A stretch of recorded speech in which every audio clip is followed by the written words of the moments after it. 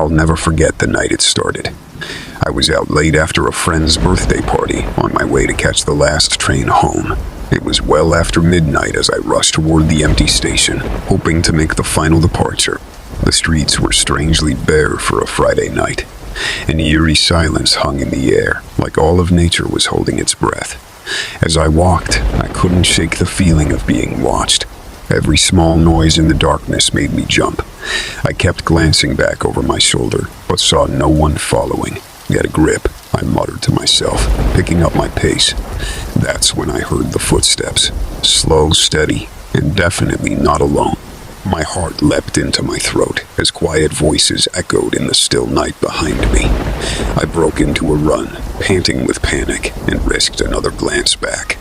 In the glow of a distant street lamp, I spotted two shadows detaching from the blackness up the road. They were chasing me. Blind terror gripped me as I sprinted faster than I ever had before, lungs on fire. The station was in sight now, thankfully. I dashed inside just as the disembodied footsteps grew louder, closer, gasping for air. I looked around desperately for help, but saw no one. My train was gone. I was trapped here alone with whatever, or whoever was following me. Fumbling in my pockets, I grabbed my phone with trembling fingers and called 911 with a shaking hand while hiding behind the ticket counter. As I whispered my location to the operator through silent tears, I heard the station door creak open behind me. Footsteps echoed slowly across the tile floor, coming closer, accompanied now by hushed male voices speaking in clipped tones I didn't recognize. They knew I was here, and they were toying with me now. Paralyzed, I clamped a hand over my mouth to muffle my terrified breaths as the shadows crept closer still. Finally, the voices drifted off again as the strangers wandered further back into the station, still searching. After what felt like an eternity, sirens wailed in the distance, growing rapidly nearer. My stalkers must have bolted at the noise because suddenly all was silent once more. The police rolled up moments later and began sweeping the building. It was empty. Had they fled, or were they still lurking somewhere out of sight? I didn't want to stick around to find out. In a daze, I recounted my ordeal to the officers, trying to recall every little detail that could help identify the men who'd pursued me like prey through the dark streets and abandoned station. I was warned to be extra vigilant and not to wander alone at night until my stalkers could be apprehended. But it wasn't over. Not by a long shot. I awoke in a cold sweat some nights later, jolted from yet another nightmare where phantom footsteps echoed outside my home, coming ever closer. Heart pounding, I crept to the window and peered out into the moonlit street below. At first, all seemed calm. Then, movement in the darkness caught my eye. Two silhouettes detached from the gloom, stalking purposefully along the sidewalk across from my place. I watched, paralyzed, as one glanced up and our eyes met through the glass. Or at least I thought they did. It was too dark to see clearly.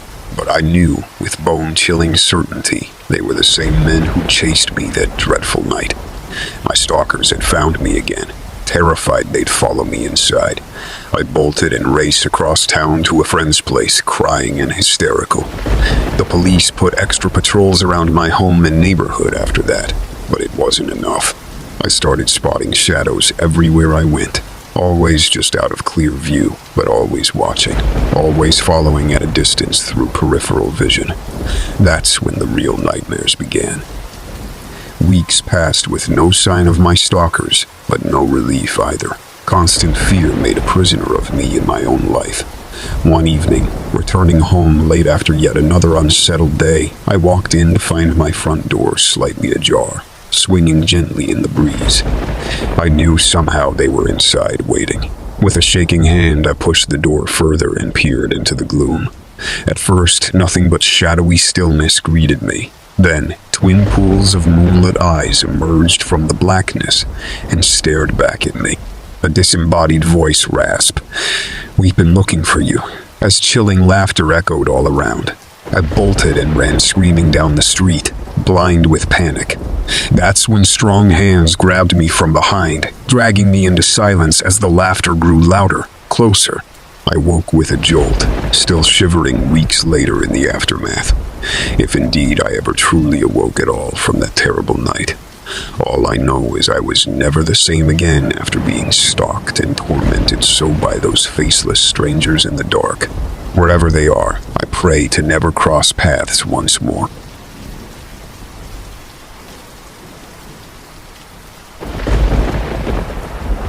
I never thought I would die like this. I always imagined I would grow old and peaceful, surrounded by my loved ones. But instead, I'm lying here in a pool of blood, staring at the faces of the people who killed me. It all started when I decided to go camping with my friends. We wanted to have some fun and adventure, away from the stress of our daily lives. We found a nice spot in the woods, near a lake. We set up our tents, made a fire, and roasted some marshmallows. We told stories, jokes, and secrets. We had a blast. But then, things took a dark turn. We heard a loud scream from one of the tents. We rushed to see what was going on, and we found our friend, Sarah, lying on the ground with a knife in her chest. She was still alive, but barely. She gasped out some words before she died. "They're here.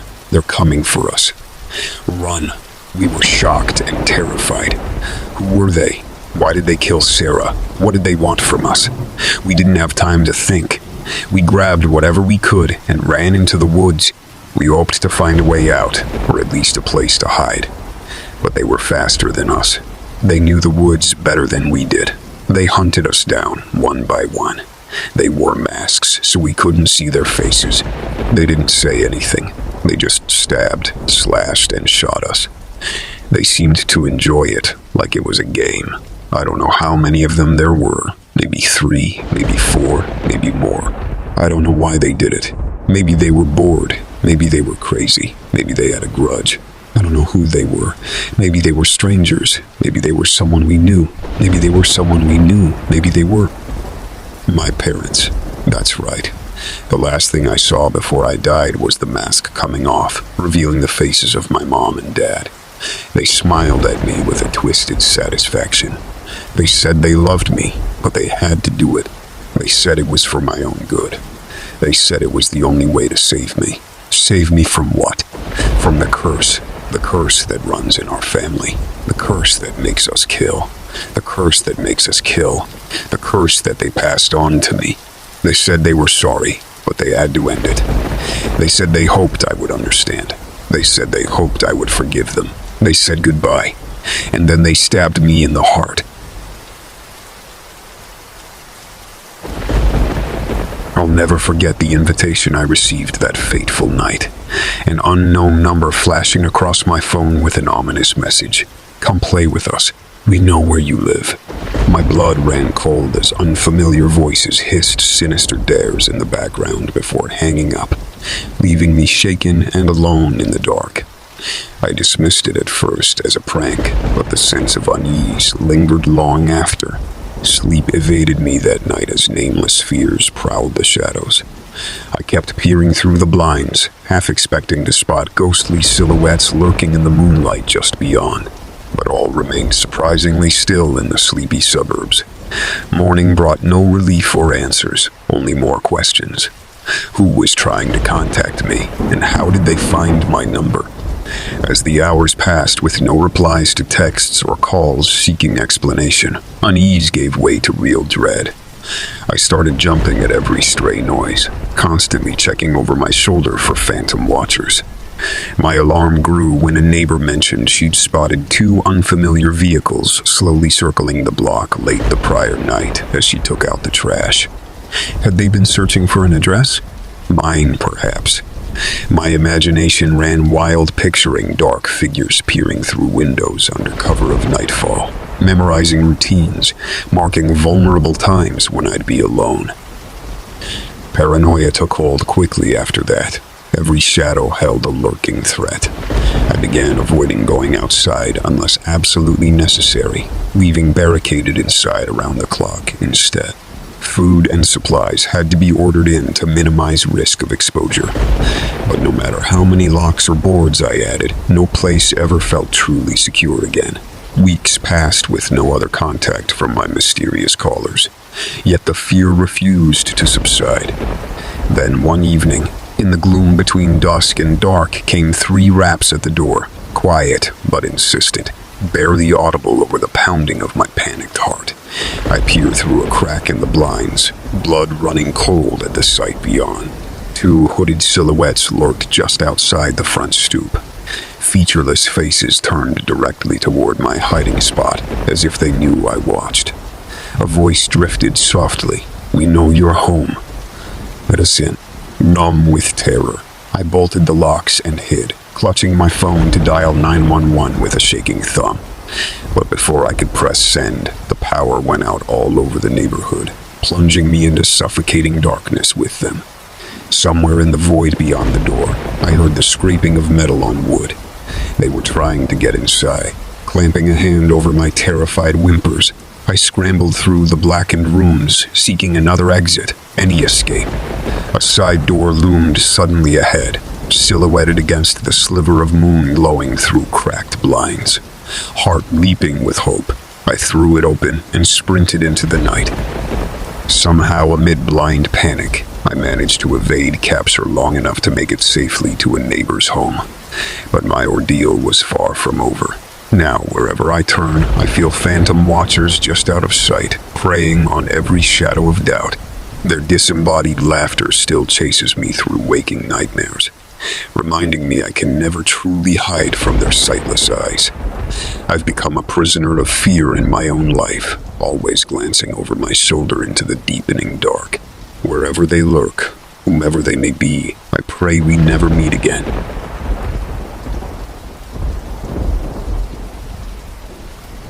It was a cold autumn night as I was driving home from a late shift at work. The roads were empty as usual at this late hour. All I could think about was getting home, having a warm meal, and collapsing into bed. As I drove through the winding country roads, my thoughts started to wander. I remember feeling on edge, like I was being watched. It didn't help that the trees looked like ominous figures in the dark.